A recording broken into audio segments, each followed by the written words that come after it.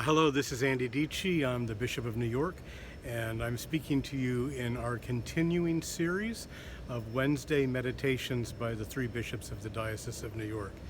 I'm this week spending time with our lectionary readings for this coming Sunday, and I'm finding particularly the passage from Romans quite inspiring for the times that we are in. It speaks to us of suffering and hope, and of both things together. And nothing could be more timely. We have now for 3 months been shut down in much of our common life as a church and in the country and in our city by the COVID virus, and it has been a time of extraordinary suffering. Worldwide, we are approaching 2 million deaths from this virus, and beginning right now to see a second peak beginning to happen in some parts of our country that perhaps reopened a little early. Here in New York and in the diocese, we are wrestling with how we begin to resume public worship and what that will look like, and worried about the recurrence of COVID in numbers that we saw earlier in the pandemic. But mostly, we are filled with grief over the hundreds and hundreds, thousands of people in our diocese and in New York who have died. I remember when this began, I confess that I was a little bit complacent. All of the news about COVID was that most people would survive it. It wasn't that serious. And it was very, very shortly after we got into this that I got word that Donald Buchal of St. Luke's in the Bronx had died. One of our leading laypersons in the Bronx, a great churchman, somebody who had spent decades in leadership in the Brotherhood of St. Andrew, decades in the Union of Black Episcopalians, a striking figure in our diocese. And when I learned that he had died, I thought, oh, this is going to be more costly than I thought.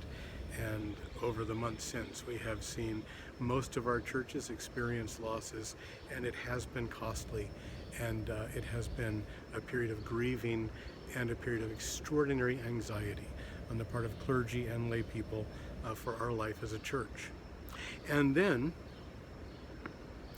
a couple of weeks ago, 3 weeks ago, George Floyd was murdered in Minneapolis by a policeman who, on the basis of a minor infraction, if indeed he was even guilty of that, kneeled on his neck until he was asphyxiated and killed him. And it was one more but extraordinarily egregious example of the devaluing of human lives of black people by people in authority and by institutions. People have taken to the street, and there has been pushback for that. And we have seen continued police brutality and against protesters, and violence committed by looters during all this time. The suffering of people is right in front of us. It is very great, and in that we begin to try to look for elements of the hope that we would like to see and hope to see God beginning to work in our midst and among us. The reading from Romans this week tells us, or Paul says, that we boast of our hope to share in the glory of God. But we also boast of our suffering. And he says that suffering produces endurance, and endurance produces character, and character produces hope. And hope will not disappoint us because it flows from the love which the Holy Spirit pours into our hearts. But what Paul says is that suffering is the wellspring out of which hope is born, and that hope is an expression of the divine love which is within us and is the fruit of the Holy Spirit, which has been granted us in baptism and in our sacramental life of the church. This is a counter-cultural message at best. It is a message that suggests to us that if we are really to understand where our hope in God lies or where it comes from, then we must accept as the fertile ground for that hope, the suffering that the world will always impose upon us.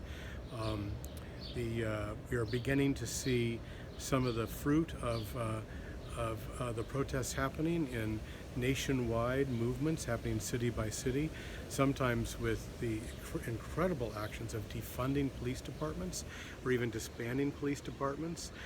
Everywhere we see new laws which are coming about to end certain police practices and to provide greater rights and liberties for people who are brought under the authority of the police. We're seeing this happen in front of us. We're seeing policemen who are taking a knee next to protesters and police who are embracing, and something is happening in these protests that we did not see in the early days of the Black Lives Matter movement following Michael Brown in Ferguson and Eric Garner on Staten Island, or Trayvon Martin, and all of those whose own deaths in the last years have propelled us to these days. Something is happening which is positive, but it is being born out of suffering. And I think about the way that Martin Luther King talked about this. In his essay on nonviolence, Martin Luther King talked about the suffering that authorities will inflict on civil rights workers, protesters, those who are advocating for the rights and dignity of people. That those authorities will inflict violence, but he says they cannot actually stop us from loving them. And went on from that to say that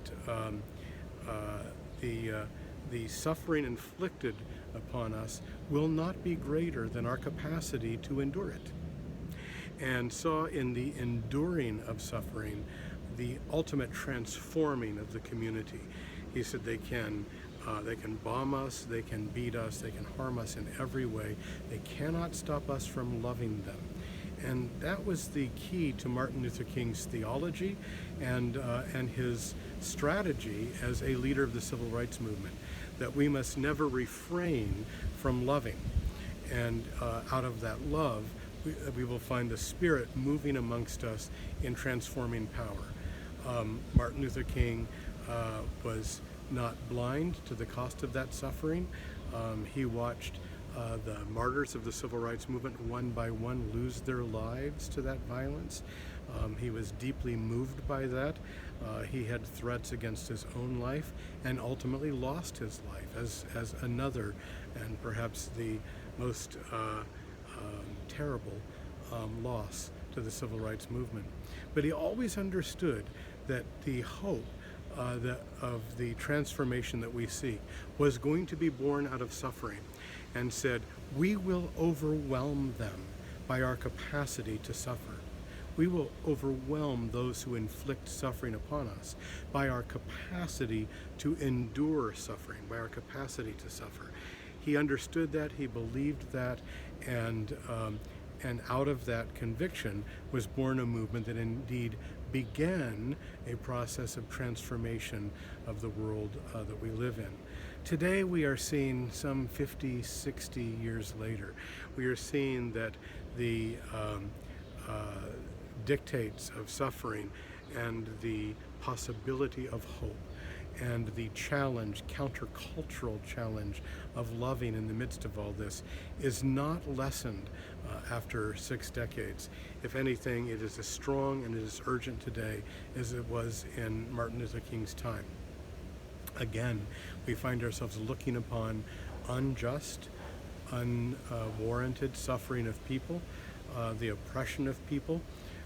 We are experiencing that not only in our advocacy for and love of our African American brothers and sisters, but also in the response, pushback to people who are protesting quite peacefully for change.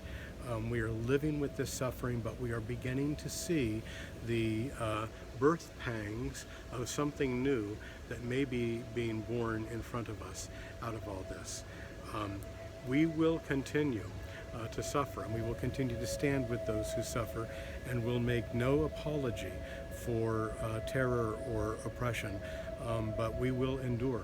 And out of that endurance, we will produce character. And out of that character, we will produce hope. And hope will not disappoint. And that is what continues to carry us forward. Back in the 1990s, Studs Terkel published one of his thick books of interviews with Americans on different subjects, and he produced a book on hope. Title was Hope Dies Last, and interviewed many people. In his introduction to the book, he began by saying that hope never trickles down, it only springs up. That the place where we see hope born is out of those who suffer, it's out of the downtrodden, it's out of those who have been too often ignored or neglected or put away. And it is out of them, because they have no choice but to hope, that we see hope spring up. And we do not look for those in power of institutions to trickle hope down upon us, but out of those who suffer, out of those who work, out of those who find solidarity with one another, we can see hope spring up in ways that are changing lives, even in front of our eyes. These are very hard days in which we are living.